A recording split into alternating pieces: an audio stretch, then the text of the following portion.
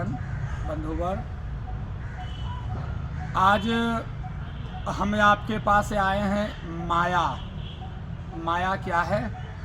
क्योंकि कल के वीडियो में हमने बोला था कि माया के बारे में मैं कल चर्चा करूंगा, तो यह माया क्या है, आज इस माया पर हम लोग थोड़ा चर्चा करेंगे। एकदम सरल तरीके से, कोई लाभ लश्कर नहीं, इन के प्रकार नहीं, झूठ नहीं, अफवाह नहीं, भ्रम नहीं, ऐसा कुछ भी नहीं, एकदम क्लियर।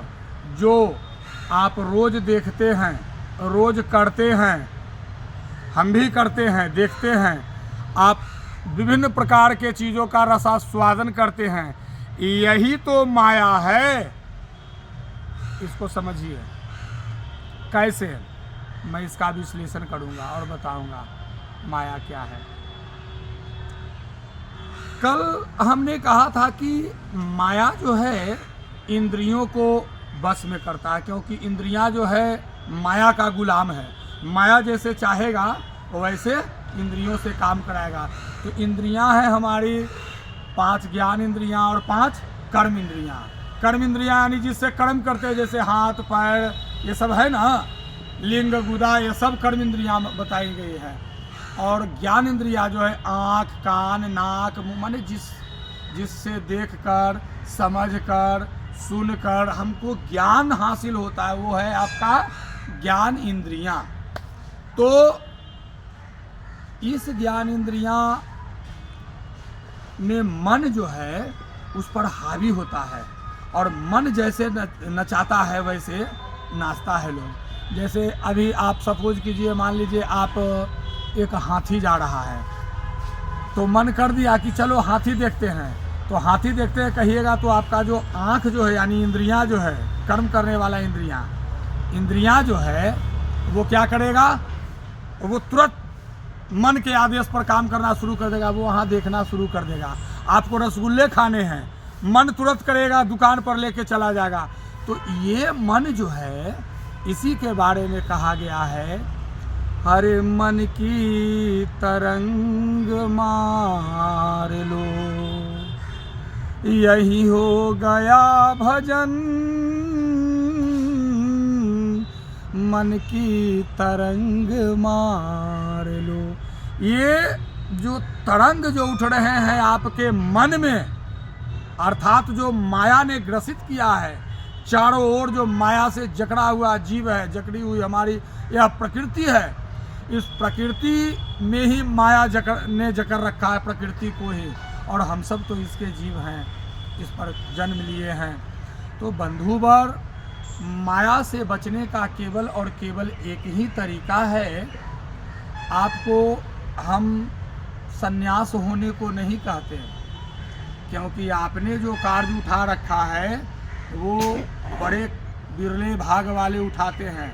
आप गृहस्थ हैं। गिरी अर्थात पहाड़, और हस्त यानी हाथ। जो हाथ पर पहाड़ को लेकर चलने का सामर्थ्य रखता हो उसको गृहस्थ कहते हैं। इसलिए आप गर्व कीजिए कि आप गृहस्थ हैं।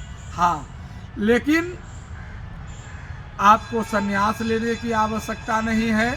आपको नित्य दिन, माने एकदम डेली के जरूरत नहीं है कि आपको मंदिर में जाके घंटी बजाना है, आरती करना है। नहीं, आप अपने घर में रह कर भी अपनी इंद्रियों पर संयम रखते हुए, यदि आपने इंद्रियों को साध लिया, क्योंकि मन तो उस बेलगाम घोड़े की तरह है कि अगर उसको जो न लगाम रहे, बुद्धि रूपी नियंत्रण न रहे, तो मन तो कुछ भी करता है, या आप भी जानते हैं या हम भी जानते हैं बंधुवर। तो इसको नियंत्रित करने का केवल और केवल एक ही मार्ग बताया गया है। क्या? भक्ति मार्ग। अब भक्ति जो है, भक्ति के बारे में भगवान कहें कि ऐसे तो भक्ति 9 प्रकार की होती है। हमने पिछली वीडियो में भी बताया है कुछ भक्ति के बारे में कि 9 प्रकार की होती है, लेकिन मुख्य रूप से परमात्मा तक पहुंचने के लिए 2 रास्ते बताए गए हैं। एक है ज्ञान मार्ग और दूसरा है यही भक्ति मार्ग जिसको कहते हैं। तो ज्ञान मार्ग हम सबों से नहीं हो पाएगा, इसलिए कि हम सब गृहस्थ आश्रम के लोग हैं। घर है, परिवार है, पत्नी है, बाल बच्चे हैं, दुनिया है, जहान है, काम करना पड़ता है घर परिवार चलाने के लिए। तो उसके लिए बताया गया है भक्ति मार्ग। भक्ति मार्ग क्या? भक्ति का मतलब कि आप भक्त हो जाओ। तो ऐसा नहीं कि भक्त हो जाओ तो मेरे जैसा लाल कपड़ा ही पहनना पड़ेगा। मैं तो पैंट शर्ट में भी आता हूँ, कोट पैंट में भी आऊँगा, जीन्स जैकेट में भी आऊँगा, क्यों नहीं आऊँगा? मुझे ये नहीं कहना है कि आप क्या पहनते हो। हाँ, आवरण ऐसे होने चाहिए जो आप अपने तन को ढके, क्योंकि कपड़े को तन के ढकने के लिए इस्तेमाल किया जाता है। तो प्रश्न कपड़ों का नहीं, प्रश्न बात को समझने का है और सीधा और सरल तरीका से समझने का है।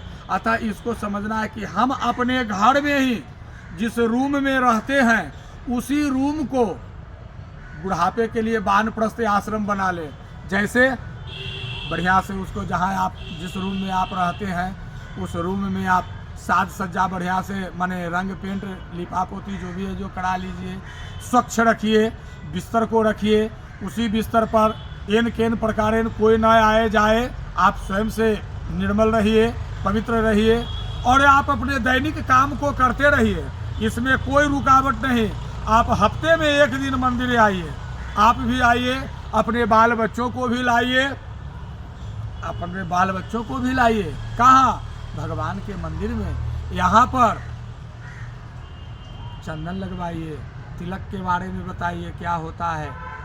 तो जैसे जैसे आप भगवान के करीब आते जाएंगे वैसे वैसे आप माया से दूर होते जाएंगे। यह माया के बारे में बताया गया है। माया सोना है इस जग को समझे एक खिलौना, कितने लोगों को जीवन भर सोने दिया न सोना। ये माया, इस माया से हटना है और अगर ऐसे नहीं हटेंगे तो ज़बरदस्ती हटाया जाएगा। मालूम है ना भगवान क्या क्या करते हैं? भगवान अंत समय तक मनुष्य को हर अपराधों को क्षमा करते हुए यह विश्वास दिलाते हैं कि मैं सब कुछ करने में संपन्न हूँ, कर सकता हूँ, लेकिन मैं तुम्हें मौका दे रहा हूँ, चांस दे रहा हूँ, तुम अपने आप को सुधारो।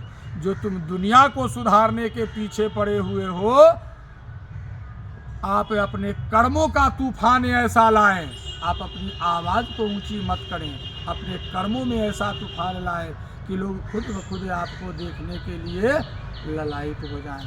तो बंधुवर, इस माया को त्यागने का एक ही है भक्ति मार्ग। भगवान की भक्ति आप जितने अपने अधर पर, अपने जिह्वा पर, अपने जुबान पर, अपने मुंह पर भगवान का नाम लाओगे उतना ही आपसे माया दूर होगा। क्यों? क्योंकि उस माया के पति स्वयं नारायण है, इसीलिए इनका एक नाम मायापति भी कहा गया है।